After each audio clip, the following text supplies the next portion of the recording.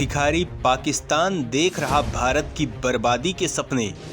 तुर्की के साथ कर डाली फाइटर जेट की डील। मोदी का ठनका माथा, बनाया भयंकर प्लान।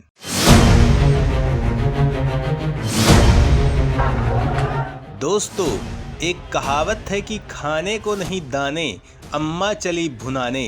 ये कहावत पाकिस्तान पर बिल्कुल ठीक बैठती है।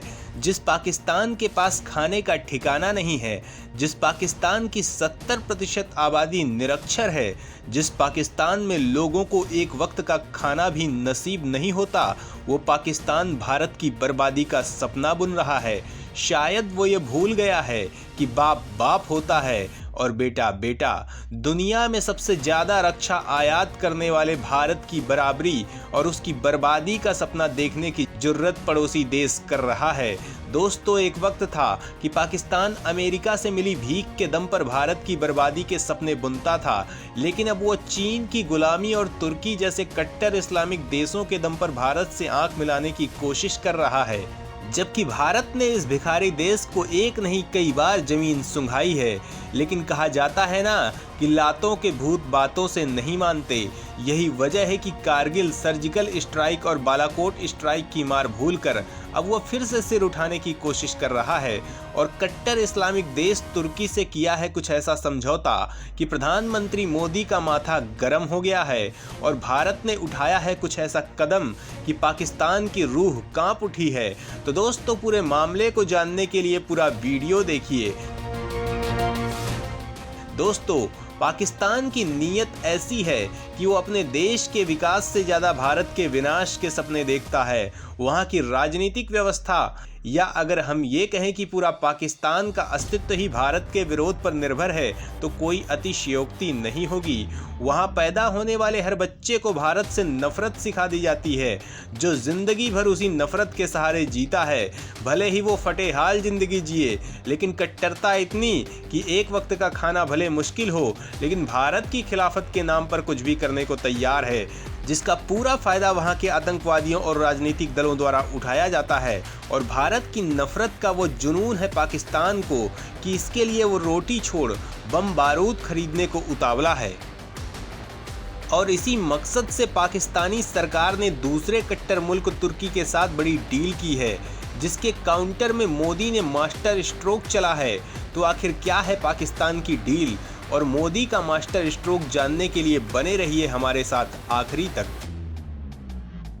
तुर्की ने फिर दिखाया भारत के खिलाफ अपना नफरती चेहरा। मोदी ने पाकिस्तान और उसके दोस्त दोनों को रौंदा। दोस्तों, तुर्की ने पिछले महीने अपने स्टील्थ फाइटर जेट कान की कामयाब उड़ान के साथ फाइटर जेट की रेस में ऐतिहासिक कदम बढ़ा दिया है। लेकिन असल दिक्कत ये है कि तुर्की पहले ही पाकिस्तान को अपने इस फाइटर जेट कार्यक्रम में शामिल होने का ऑफर दे चुका है। नाटो सदस्य तुर्की ने 2016 में 5वीं पीढ़ी के लड़ाकू विमान बनाने के लिए अपनी TFX परियोजना शुरू की थी और तुर्की एरोस्पेस फर्म TUSAS के अगली पीढ़ी के लड़ाकू जेट विकसित करने के लिए 2017 में ब्रिटेन की BAE सिस्टम्स के साथ $125 मिलियन के समझौते पर हस्ताक्षर किए थे। पिछले महीने टूसैस ने एक वीडियो शेयर किया है जिसमें कान 5वीं पीढ़ी के लड़ाकू जेट को उड़ान भरते और फिर उत्तरी अंकारा में एक हवाई अड्डे पर लौटते हुए दिखाया गया है। इसमें कोई शक नहीं कि तुर्की के लिए ये एक ऐतिहासिक उड़ान है, लेकिन अगर पाकिस्तान को ये फाइटर जेट मिलते हैं तो भारत के लिए ये एक सिरदर्द साबित हो सकता है। दोस्तों, तुर्की ने अपने स्टील्थ फाइटर जेट के कामयाब परीक्षण के बाद काफ़ी तेज़ी के साथ प्रोडक्शन शुरू कर दिया है और तुर्की का मकसद अगले कुछ सालों में अपनी वायुसेना को 5वीं पीढ़ी के इस विमान को सौंप देना है।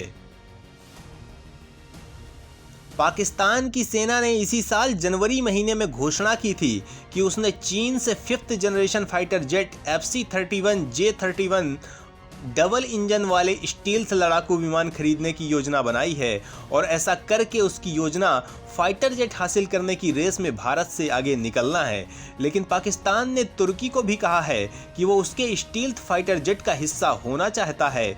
यानी पाकिस्तान चीन और तुर्की दोनों के स्टील्थ फाइटर जेट का हिस्सा बनने की योजना रखता है।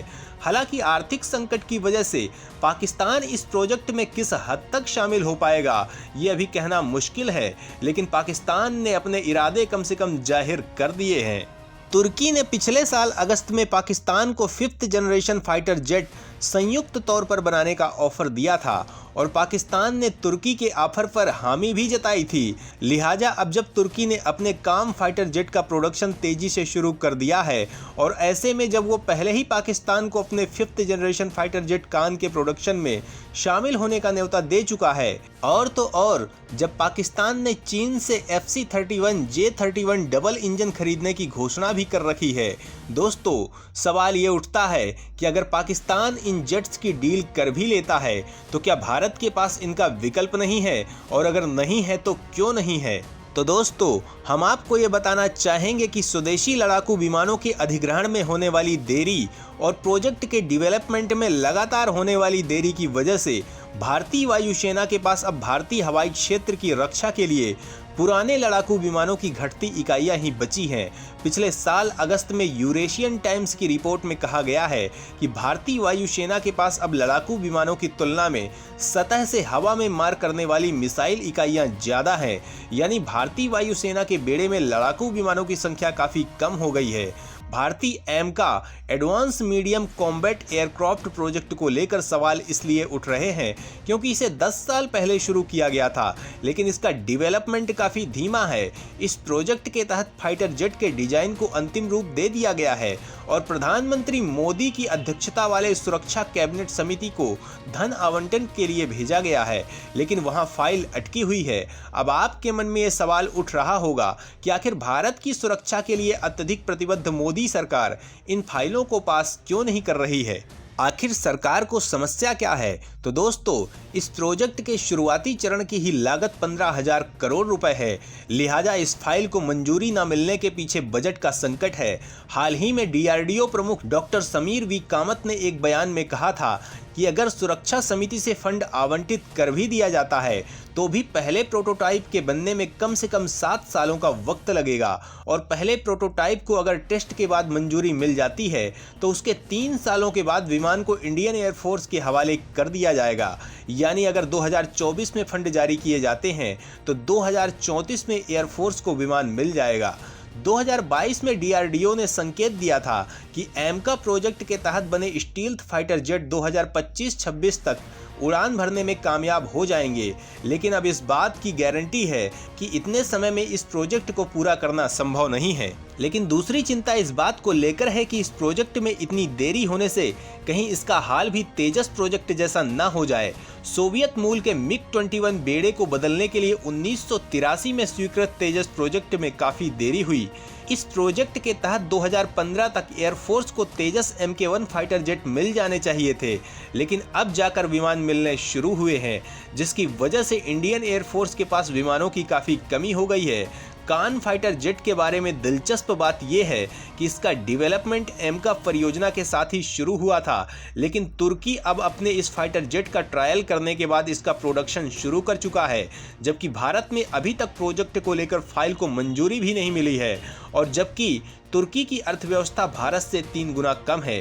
तो दोस्तों रक्षा क्षेत्र में इस महत्वपूर्ण वीडियो पर आपकी क्या राय है, जरूर बताएं।